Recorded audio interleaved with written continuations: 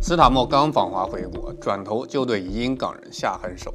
英国突然官宣收紧移民政策，曾被判12个月以上的刑期，不管何时何地的犯罪，一律禁止入境，吊销签证。而且现在申请永居必须过英语 B2 级，相当于 A Level。本月26号就生效。最耐人寻味的是，政策压根就没提 BNO 签证持有人豁免，这意思不就是默认清洗吗？要知道，斯塔默访华时还喊着深化中英合作，回国就翻脸，一边讨好大国，一边对18.4万移英港人挥起清洗大棒。这波双面操作，你以为是把虚伪玩到极致？错，恰恰是帮助了我。本期视频咱们深入探讨斯塔默为啥刚访华就动手，两大政策杀招会刷掉多少移英港人？黄丝当年的英国梦为啥彻底碎？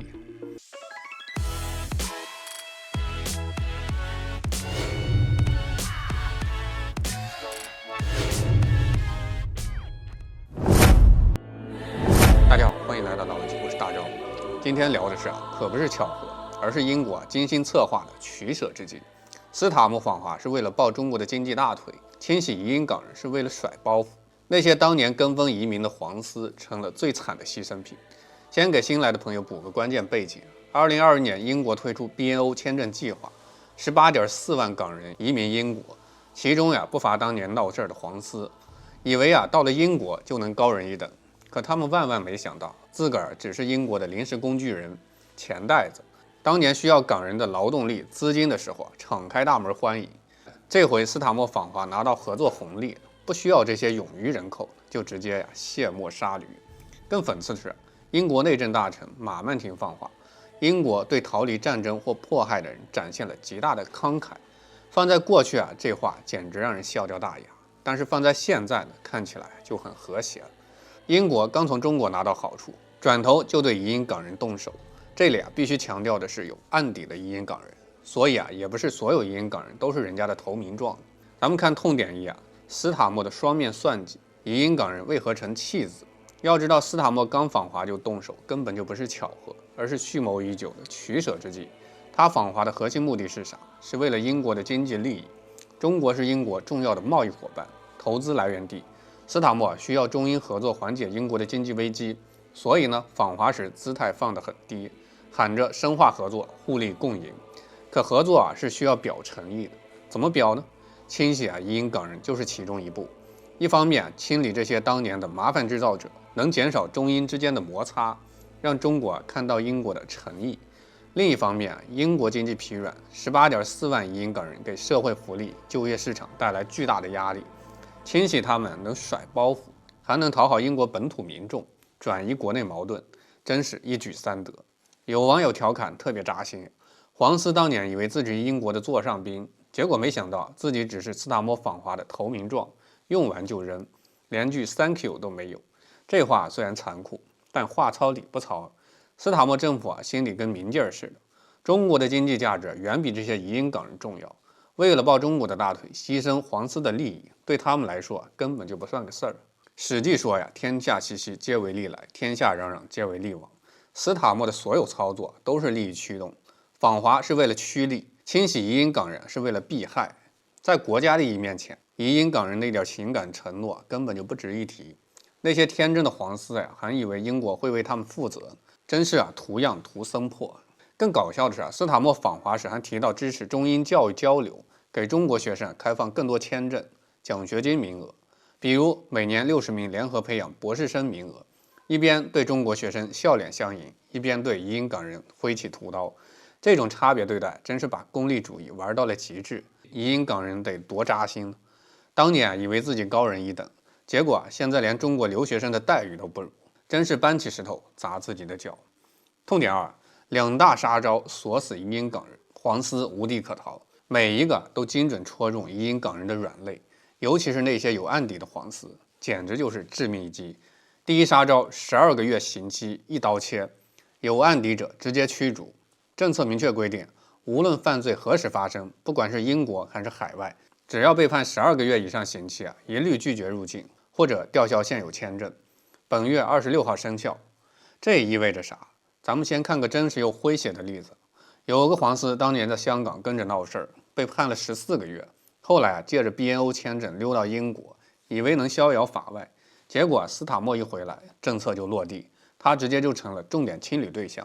现在每天惶惶不可终日，生怕被移民局找上门，真是躲得过初一，躲不过15。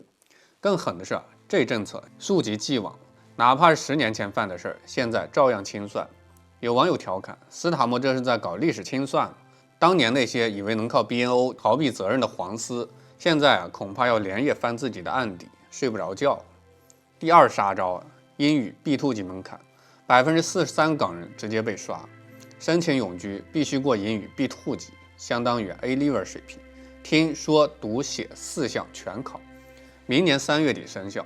可能很多朋友不知道 B2 有多难，简单说相当于国内英语专业本科水平，能流利读英语原著，写学术论文。这对很多中年移英港人来说比登天还难。之前工党议员的研究就显示 ，BNO 港人中43%的家庭连之前 B1 的要求都达不到，现在门槛提高到 B2， 估计至少60%的人又得被刷下来。有个移英港人在论坛吐槽：“我在英国洗了3年盘子，每天说的英语不超过10句，现在让我考 A level 英语，斯塔默这是逼我去死吗？”更讽刺的是，很多黄丝当年喊着讨厌中文，崇拜西方，结果到了英国，英语还是一塌糊涂，连日常交流都费劲儿，更别说考 B2 了。有网友调侃，当年天天喊民主自由，现在连英语考试都过不了，这脸打得噼啪响，真是应了庄子里邯郸学步的典故，学了半天西方，最后连自个儿该怎么走路都给忘了。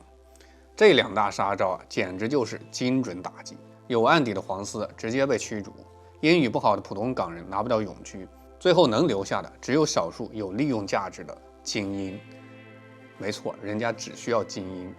斯塔默这波操作真是杀人诛心。痛点3，斯塔默的清洗政策让移英港人陷入了想留留不住，想回回不去的3重绝境，真是叫天天不应，叫地地不灵。第1重绝境，身份焦虑加剧，随时可能被扫地出门。政策没有明确 BNO 持有人豁免，所有移英港人都活在不确定中。今天还好好上班，明天就可能因为一点小事被查、被斩杀。一旦发现有案底，直接驱逐。这种朝不保夕的感觉比没钱更折磨人。有个移英港人在社交平台吐槽，现在出门都不敢跟人吵架，生怕被报警留案底，看到警察就绕道走，总觉得要查他的签证。当年以为来英国是过好日子，结果呢，现在活的就像个惊弓之鸟。这跟坐牢有啥区别呢？道德经说飘风不终朝，骤雨不终日。英国的移民红利早就过去了，留给移英港人的只有无尽的焦虑跟不安。要不然上回中国要在英国建超级大使馆，他们拉条幅作甚。第2重绝境，生存压力山大，底层工作都难保。英国经济疲软，通胀高企，本来移英港人就只能做仓货搬运、餐厅洗盘的这些底层工作，现在政策收紧，雇主更不敢雇佣身份不确定的港人，很多人面临失业风险。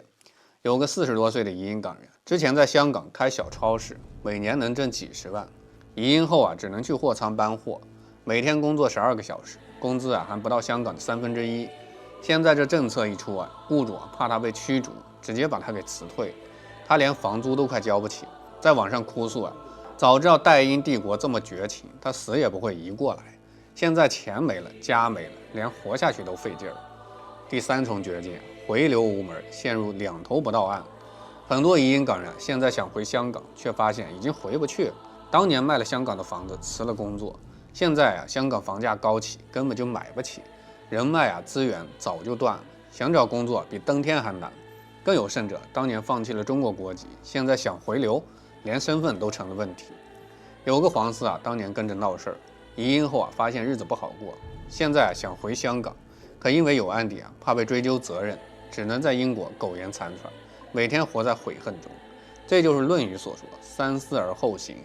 当年的一时冲动，现在一辈子后悔，真是一步错，步步错。讲到这儿，其实很多事情已经很清楚。英国的移民政策看似是法律条文的变化，但背后其实是一场再普通不过的国家选择。